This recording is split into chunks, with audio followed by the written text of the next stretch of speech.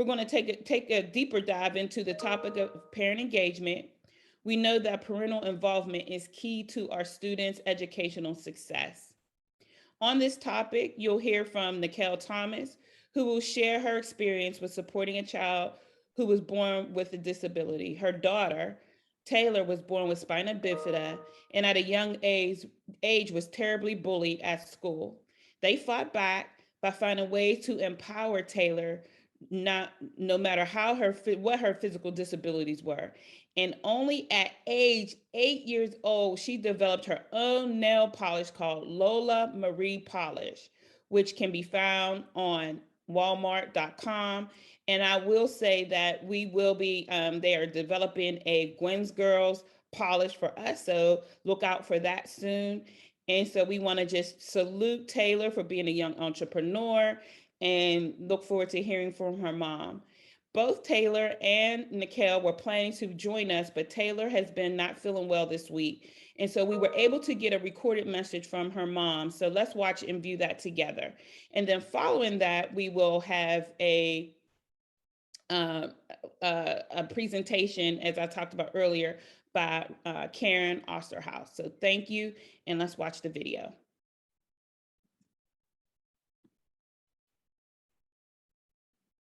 Hi, I'm Nikel Thomas, and I'm raising a little girl named Taylor Thomas, also known as Lola Marie, who was born with spina bifida. Wow.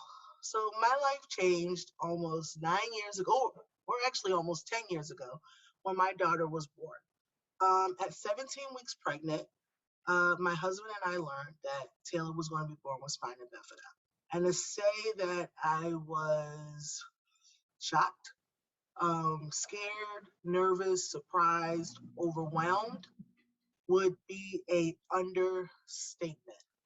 I had no clue what spina bifida was. I had went for a normal ultrasound, and the doctor said to me, "Hey, something's not right. Um, we recommend having a medical abortion." And I just didn't know what spina bifida was. Fast forward, we went the next day for a follow-up appointment, and that's when we had to learn. We had to learn, our lives will be different. I remember jumping on Google and really, trying to educate myself, right? What's spina bifida? Jumping on the world of Google, I don't recommend, but going out there and just finding, what would life be with a child with spina bifida? And there was one blog I came across, and recently I reconnected with this mom, where there was this little boy with this spiky hair, blonde spiky hair, blue eyes, and he had to be about 3 years old. And he had this swing gait walker, and he had the biggest smile on his face.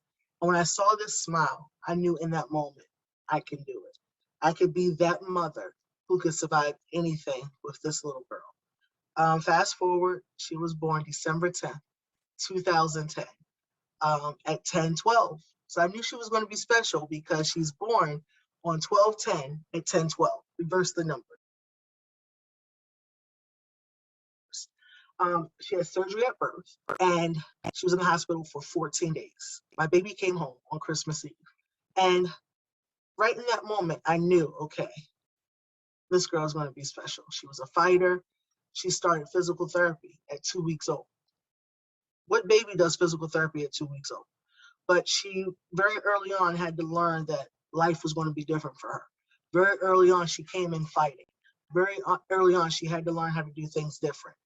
In physical therapy at 2 weeks old, she had to develop her trunk muscles. My husband and I were determined to raise her to be independent. Were determined to raise her no different than our son, who she's 13 months. They're 13 months apart. Fast forward, we never raised her different. We never looked at her different. So we never expected the world to see her any different. She was this, or she is, or I'm going to say was, this feisty, independent, free-spirited little girl. She was our Taylor. And the world,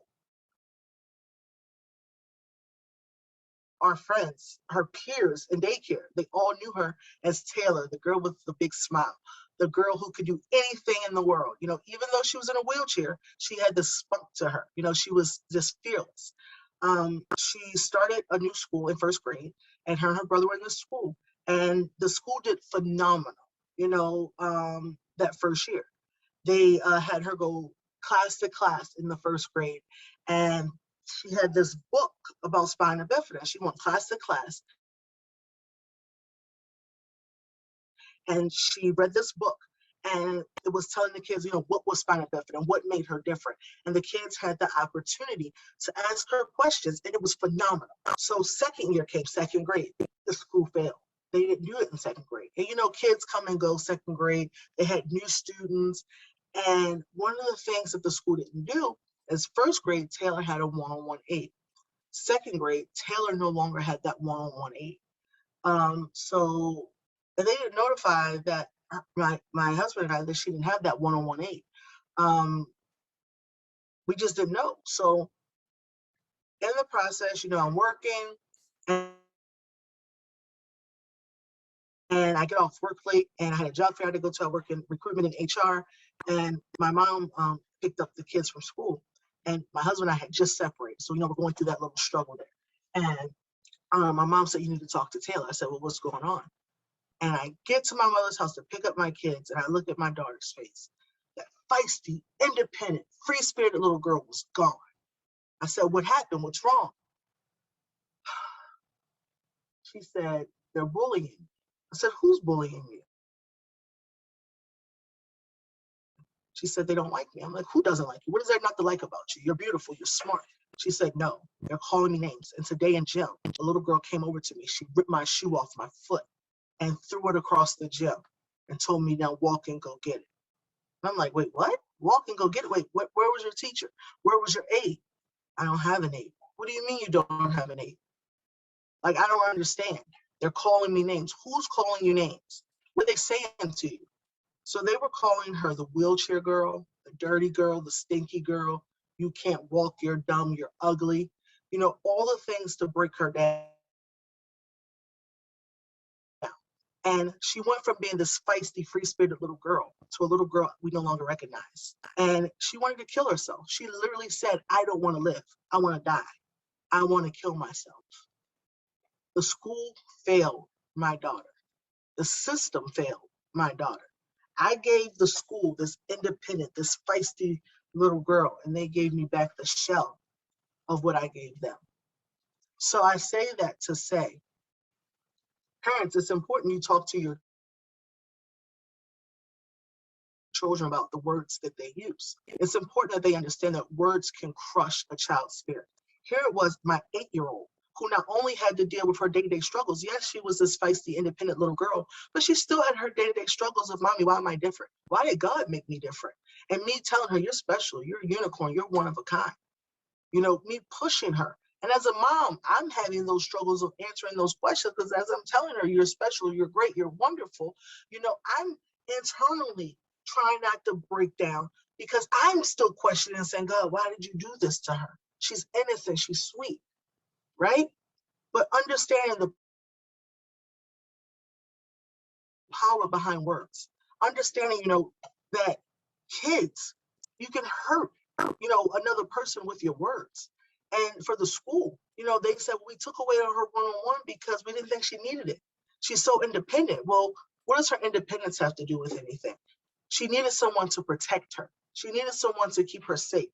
If that one-on-one aid was there and beside her, the kids wouldn't have went towards her, because they knew there was an adult watching her. So it's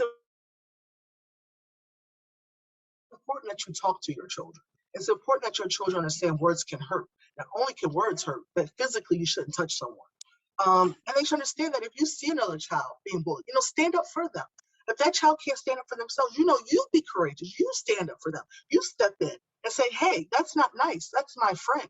If you see a child eating by themselves at lunch, you walk over and say, "Hey, I want to be your friend. Let me eat with you." Because that's how I raise my kids. Um, the other thing, when all of this happened, I said to Taylor, you're special. You're courageous. Let's take this negative and let's turn it into a positive. Let's show those bullies who you are. Let's show these bullies that you're great. We're going to show them who the real Taylor is. So what did we do? We created Lola Marie Polish. We created a brand. And my daughter started therapy.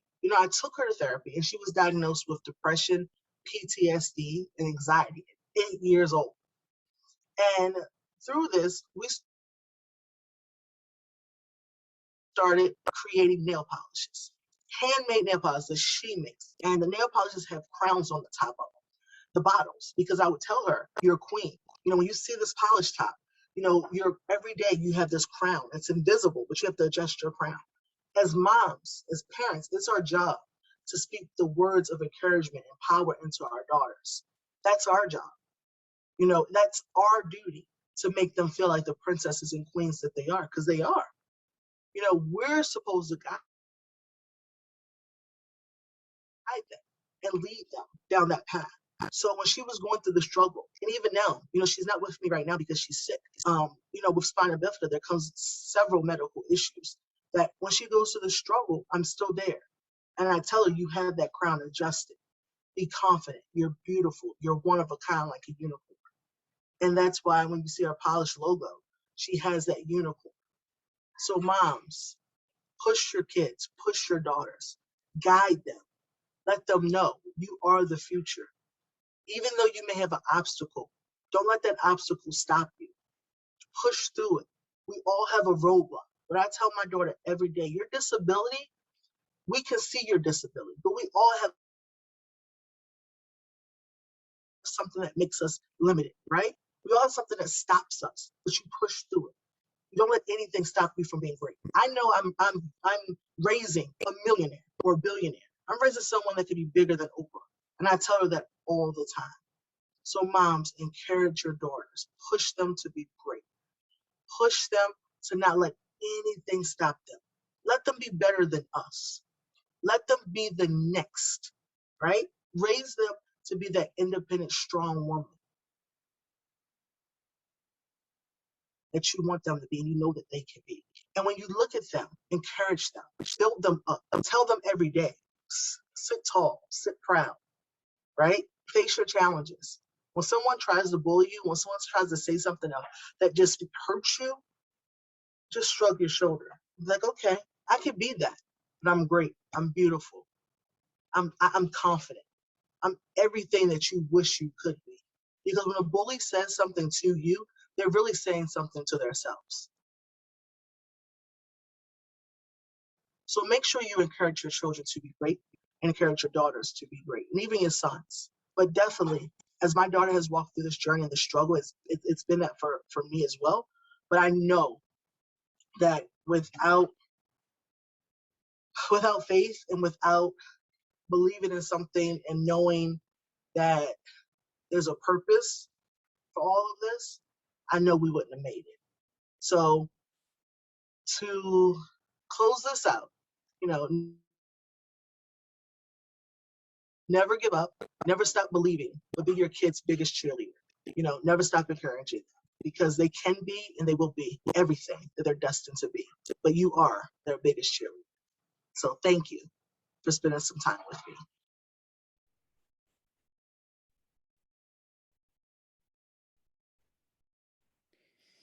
Thank you, Nikhil. Peace and blessings go out to her and to Taylor. I appreciate those powerful words on how important it is to boost our girls' confidence, and for reminding us that schools have a critical role in helping to fight against bullying.